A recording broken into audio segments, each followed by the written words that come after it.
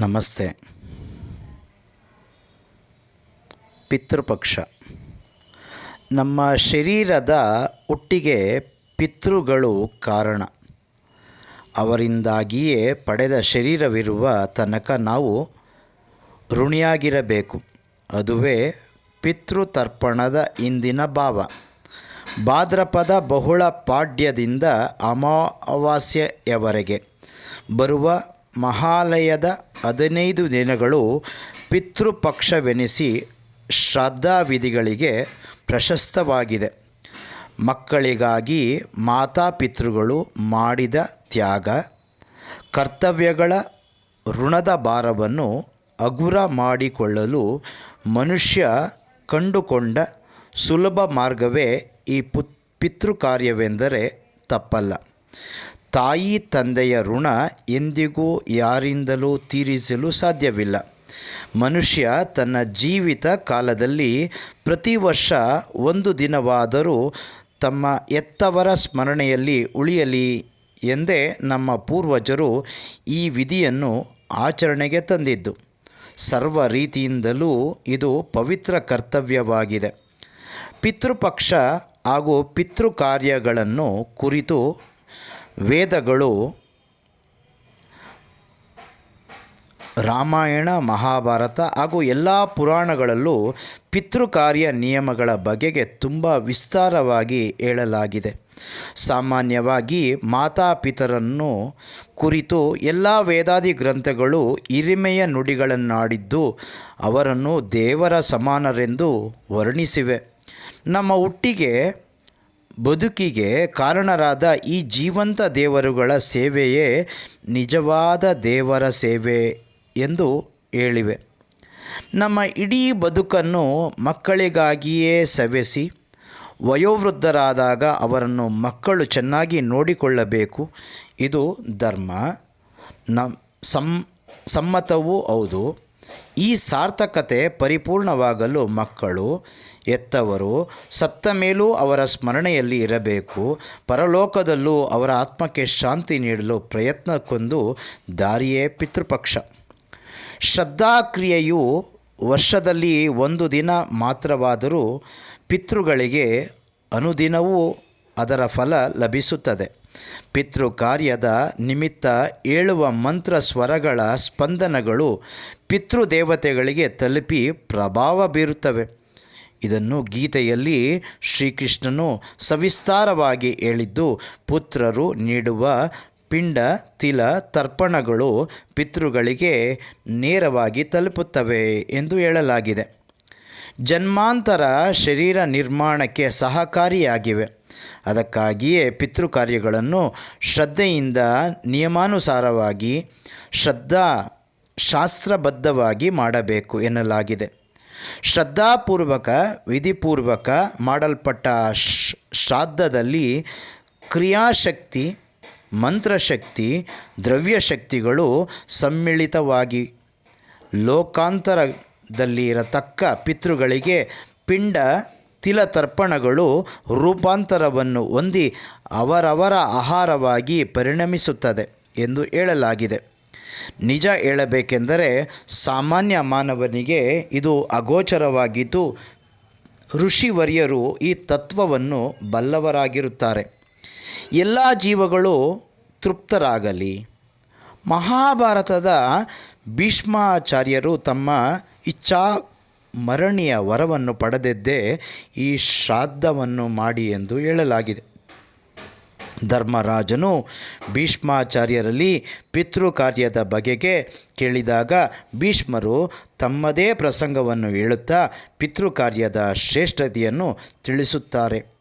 ತಂದೆಯ ಶ್ರಾದ್ದವನ್ನು ವಿದ್ಯುಕ್ತ ರೀತಿಯಲ್ಲಿ ಮಾಡಿ ತಂದೆಯಿಂದ ಇಚ್ಛಾಮರಣಿ ಅನುಗ್ರಹ ಪಡೆದ ತಮ್ಮ ಪ್ರಸಂಗವನ್ನು ವಿವರಿಸುತ್ತಾ ಪಿತೃಕಾರ್ಯದ ಮಹಿಮೆ ಮೆರೆದಿದ್ದಾರೆ.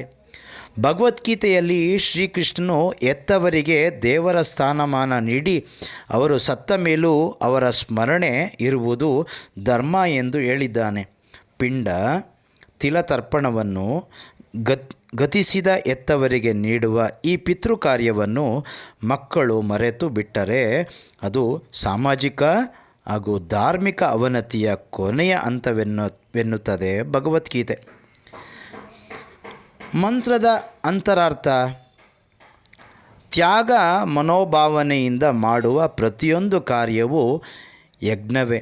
ಅದು ದೇವಯಜ್ಞ, ಋಷಿಯಜ್ಞ ಅಥವಾ ಪಿತೃಯಜ್ಞವಾಗಿರಬಹುದು.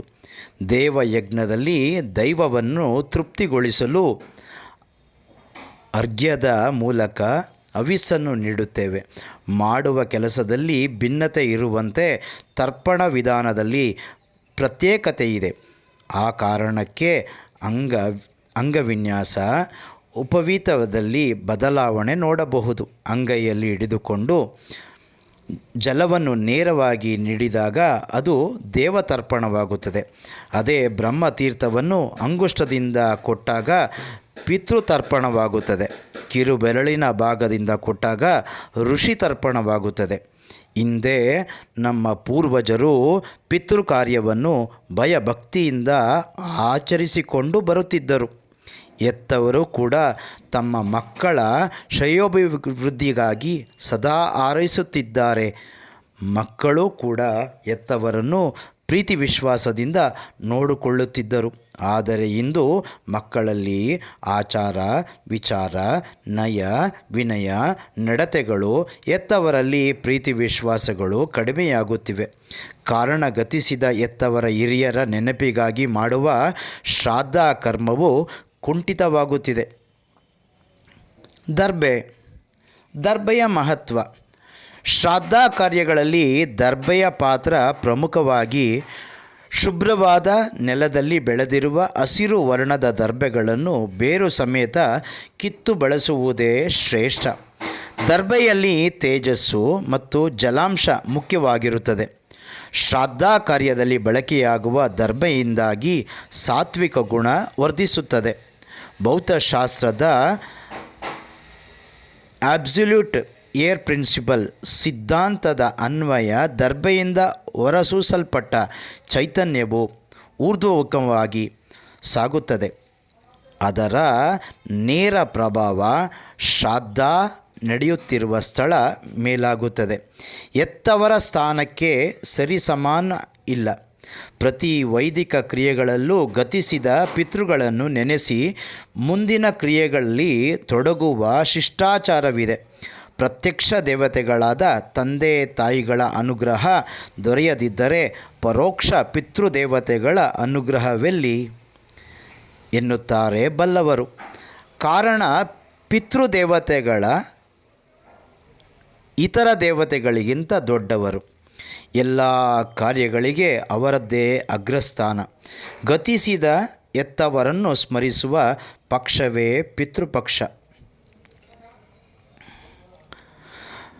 ಸತ್ತವರ ನೆನಪಿನಲ್ಲಿ ವರ್ಷಕ್ಕೊಮ್ಮೆ ಆಚರಿಸುವ ಪದ್ಧತಿ ಶಿಷ್ಟ ಪರಂಪರೆಗೆ ಪಿತೃಪಕ್ಷ, ಶ್ರಾದ್ದ ಎಂದು ಹೆಸರುಗಳಲ್ಲಿ ಕರೆದರೆ, ಜನಪದ ಪರಂಪರೆಯಲ್ಲಿ ಹಿರಿಯರ ಹಬ್ಬ ಮಾಳಪಕ್ಷ ಎಂದು ಹೇಳುವುದಿದೆ. ಮಹಾಲಯ ಅಮಾವಾಸ್ಯೆ ಎಂಬ ಪದವೇ ಮಾಳಪಕ್ಷ ಎಂತಲೂ ಆಗಿರಬಹುದು. ಈ ಪರ್ವ ಬೆಳೆ ನೆಟ್ಟ ನಂತರ ಮತ್ತು ಸಮೃದ್ಧಿಯ ನಡುವೆ ಬರುತ್ತದೆ. ಮಣ್ಣು ಮತ್ತು ನೀರಿನ ಆರಾಧನೆಯ ಹಿನ್ನೆಲೆಯಲ್ಲಿ ಗೌರಿ ಗಣೇಶ, ಬೆಳೆಯ ಸಮೃದ್ಧಿಯ ನಡುವೆ ದೀಪಾವಳಿ. ಈ ಹಬ್ಬಗಳು ಪ್ರಾಕೃತಿಕ ಹಿನ್ನೆಲೆಯ ಸಾರ್ವಜನಿಕ ಹಬ್ಬಗಳಾದರೆ, ವ್ಯಕ್ತಿ ಮತ್ತು ಕುಟುಂಬದ ಕಾರಣಕ್ಕಾಗಿ ಬರುವ ಹಬ್ಬ ಹಿರಿಯರ ನೆನಪಿನ ಹಬ್ಬ.